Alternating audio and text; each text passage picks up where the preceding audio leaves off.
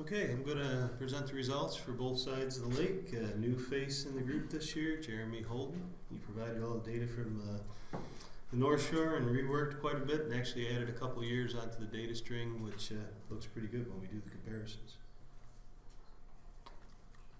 Am I doing this right? I'm the first one to have a problem with this, because that must say something about me, right? There we go. A little bit about methods. For the U.S. surveys, there's two standard surveys, a July bottom trawl survey that we target age 2 fish to look at post-docking survival after a full year in the lake.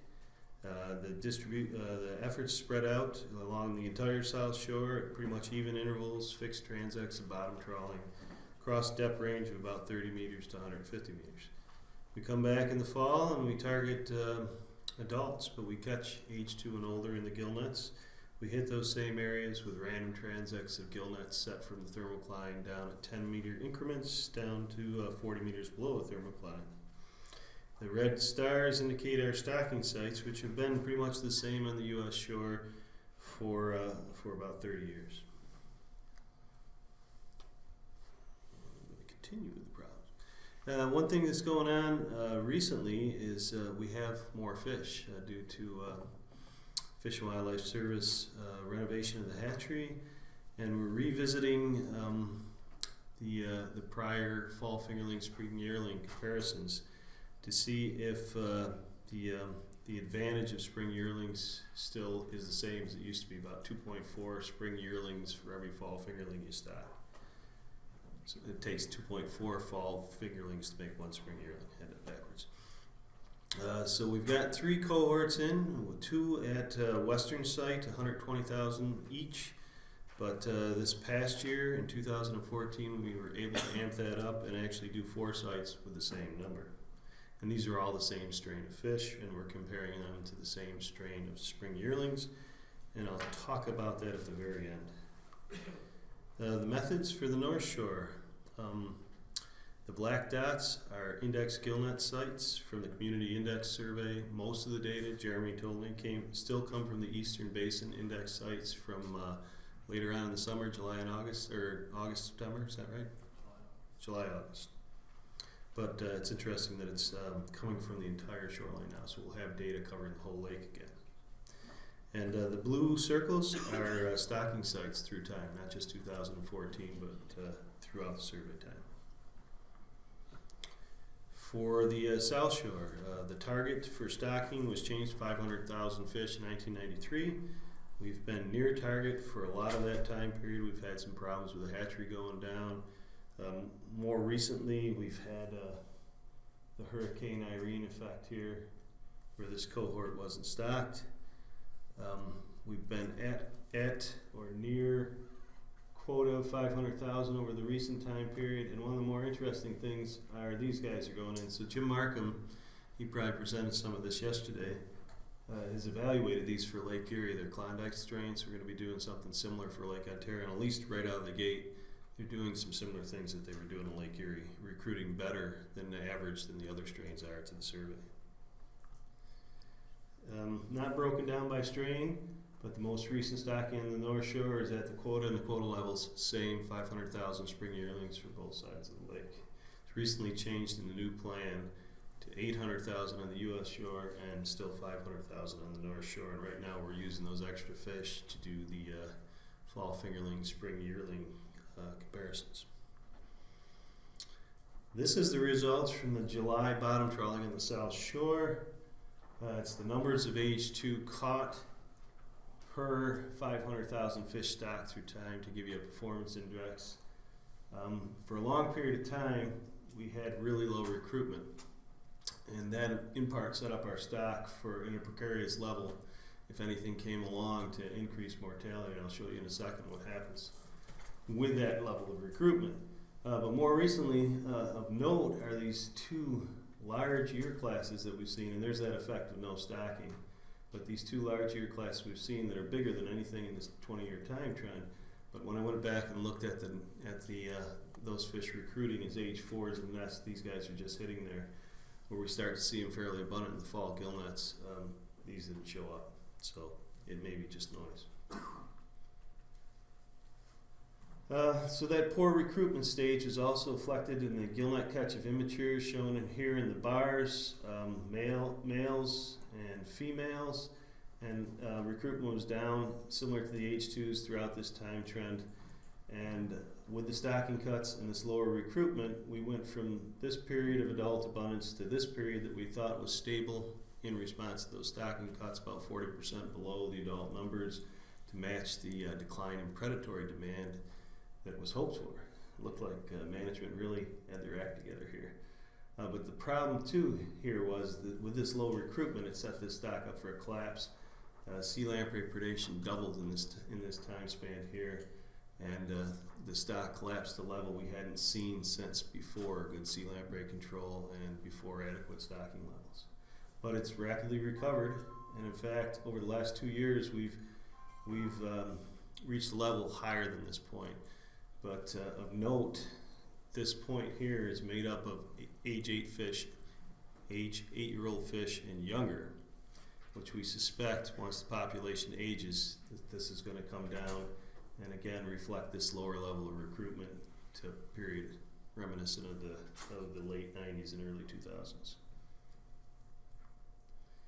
The target for the adult stock is in terms of mature females, over 4,000 grams, selected to reflect an age 7 female in the stock, both currently and in the historical commercial catch records. And the levels were selected to represent a period when we first saw natural reproduction in the lake in the early 1990s. The difference between the U.S. and the Canadian target is related to habitat. So when we were doing similar surveys, the Canadian habitat, the drop-off is a lot more gradual than the U.S. side, and we were catching just about twice as many fish on the U.S. shore. We thought that was because of that. With the collapse, of course, we fell below target, but with the rebuilding of the population, we've been at or above target for the last 5 years. Different story on the South Shore, and Jeremy's back projected some of these numbers to get to the earlier years than what we used to show. We had been suggesting for the last couple of years that this needed to be revisited because it was selected under a different survey structure than the current one. But it looks like if you back project some of these numbers, it might actually apply to the current survey structure as well. The stock is building over there, but somewhat slowly, and we're quite a bit below target on the North Shore in terms of mature females. The target for sea lamprey wounding, we assess wounds because we have a fall survey in Lake Ontario with just the A1 count, freshest wounds. The target is 2 A1 wounds per 100 lake trout. The green bars represent appropriate size hosts that the lamprey select for in Lake Ontario, 433 millimeters and above.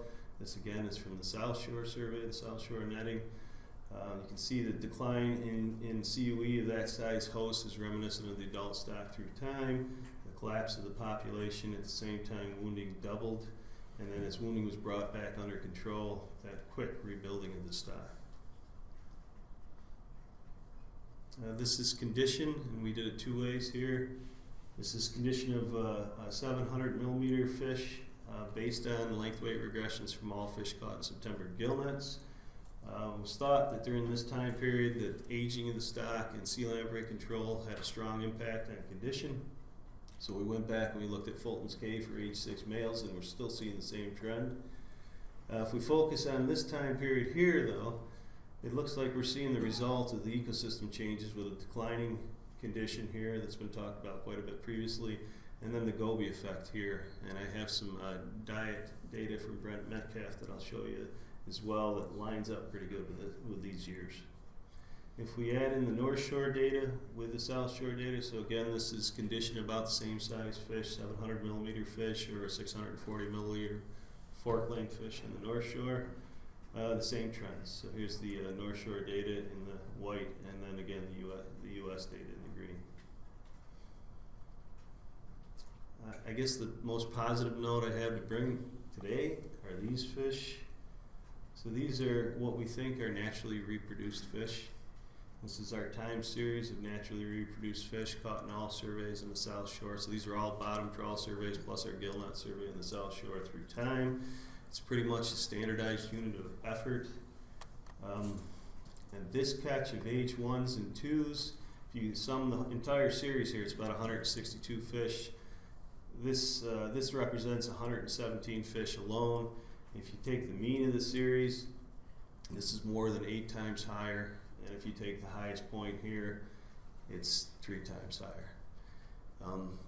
We've been expecting something like this because both in the isotopic data and in the diet data and in the CUEs, the recovery of the stock, everything's aligning to produce this. So they've shifted to about 25% or greater gobies in the diet. Gobies are low in thiomanase.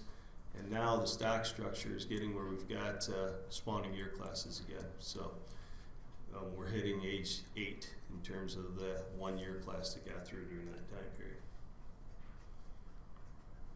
And it's not just happening on the U.S. shore.